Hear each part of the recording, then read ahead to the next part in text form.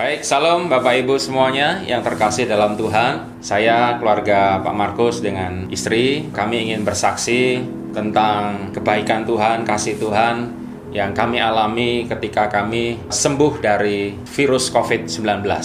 Kami merasakan bagaimana kebaikan dan kasih Tuhan itu begitu luar biasa dan begitu nyata dalam hidup kami sekeluarga. Nah, pada tanggal 14 Juni saya di PCR dinyatakan bahwa saya positif COVID-19. Saya masuk ke rumah sakit Mbak Fatimah yang di Batu Haji. Tanggal 14 malam saya sama sekali saudara tidak bisa tidur. Jadi waktu itu pusing ya, dan yang paling saya rasakan waktu itu adalah ulu hati saya sakit. Jadi seperti ditusuk-tusuk. Dan itu begitu menderitanya. Jadi sepanjang malam saya ingat waktu itu memang sama sekali saya nggak bisa tidur. Hari itu atau di malam itu saudara, tepatnya sekitar pukul jam 2 itu saudara, saya memang betul-betul drop. Ya, iman saya drop, kemudian pengharapan saya juga dalam titik yang begitu terendah. Tapi saya mencoba untuk terus mengingat akan kasih Tuhan. Saya mengingat kebaikan Tuhan dan saya menaikkan doa. Nah, ketika saya terus menaikkan doa, saya menaikkan pujian, saya menaikkan penyembahan saya saudara sambil menangis. Nah, datang firman Tuhan. Ada firman yang berkata di 1 Yohanes 4 ayat 4 berkata bahwa kamu berasal dari Allah anak-anakku, dan roh Allah ada di dalam kamu, dan roh Allah yang ada di dalam kamu itu lebih besar daripada roh yang ada di dunia ini. Ketika firman itu datang, saudara, saya langsung mengimajinasikan bahwa virus COVID-19, kemudian di sini ada roh Allah dan dua-duanya ada di dalam saya. Nah, pertanyaannya adalah waktu itu saudara, mana yang lebih besar? Apakah saya lebih meyakini virus COVID lebih besar, ataukah roh Allah yang ada di dalam saya lebih besar?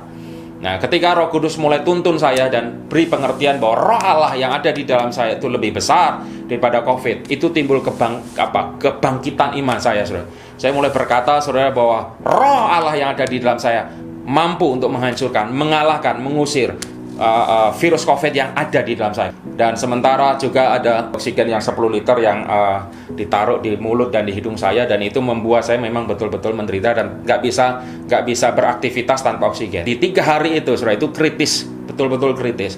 Tapi saya melihat kebaikan Tuhan, saya deklarasi firman, saya doa, habis-habisan, saudara. Saya menyembah Tuhan. Saya cuma berkata, Tuhan, aku pasti sembuh. Di 17 pagi, sekitar jam 5 pagi, saudara, subuh itu ya, saya coba buka cungkup yang model saudara tahu ini. Ketika saya buka pelan-pelan 1 menit, saya coba hirup gitu, saya tutup lagi, saya buka lagi saudara 2 menit, 5 menit, saya tahan saudara. Kok rasanya saya nggak sesak saudara. Dan yang mukjizat yang saya alami yang kedua adalah sesak itu sudah mulai hilang saudara. Tadinya sesak nafas yang begitu hebat. Dan 17 itu mukjizat terjadi dan saya bersyukur. Kemudian saya WA istri dan tanggal 18, 19 dicek dokter saudara. Dan pada akhirnya saya 21 saya di swab dan hasilnya negatif saudara.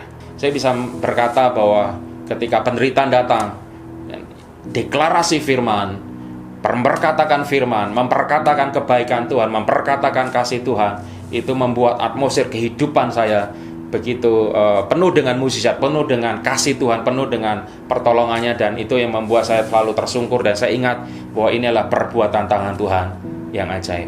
Nah, nanti istri saya sebentar akan saksikan bagaimana malam tanggal 2 tanggal 14 2 subuh itu. Silakan. Ya, salam Bapak Ibu.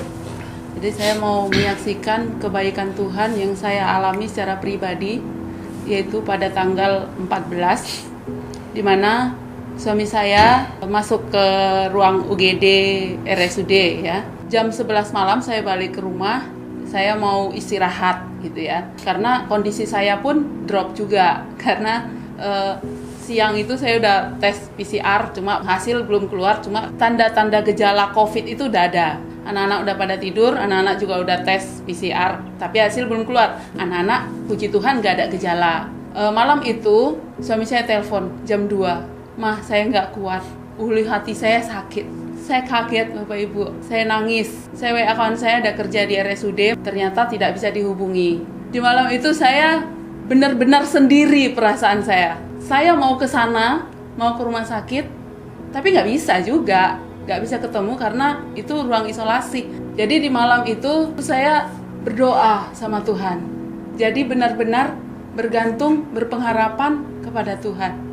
Tuhan tidak ada yang mustahil bagi Tuhan. Tuhan bisa masuk ke ruangan itu. Tuhan bisa jamah suami saya. Saya perkatakan firman yang saya tahu, yang saya ingat. Saya katakan maut sudah ditelan dalam kemenangan Tuhan. Saya katakan, Tuhan, Engkau sudah mati di kayu salib supaya kami hidup. Saya katakan begitu. Tuhan, Engkau sanggup melakukan segala perkara yang tidak mungkin. Saya tahu bahwa Tuhan bisa memberikan kemenangan gitu. Iman saya bangkit dan akhirnya tanggal 16 siang ya, suami saya udah bisa dihubungi dan dia bilang udah, puji Tuhan udah mendingan, cuma harus pakai oksigen. 16, 17 sambil saya menunggu hasil PCR saya dengan anak-anak, 3 hari baru keluar ya hasil PCR-nya. Jadi di masa menunggu itu saya melihat Tuhan baik menolong gitu ya. Karena banyak saudara-saudara datang memberikan support ya, dari Komsel, Rajani, Batu Haji. Mereka support kami dengan bahan-bahan makanan gitu ya, karena mereka tidak izinkan saya keluar lagi dari rumah. Saya melihat kasih Tuhan lewat mereka. Tanggal 18 pagi keluar hasil swab saya dengan anak-anak PCR, hasilnya positif kami semua. Dan jadi saya gini, Tuhan terima kasih gitu.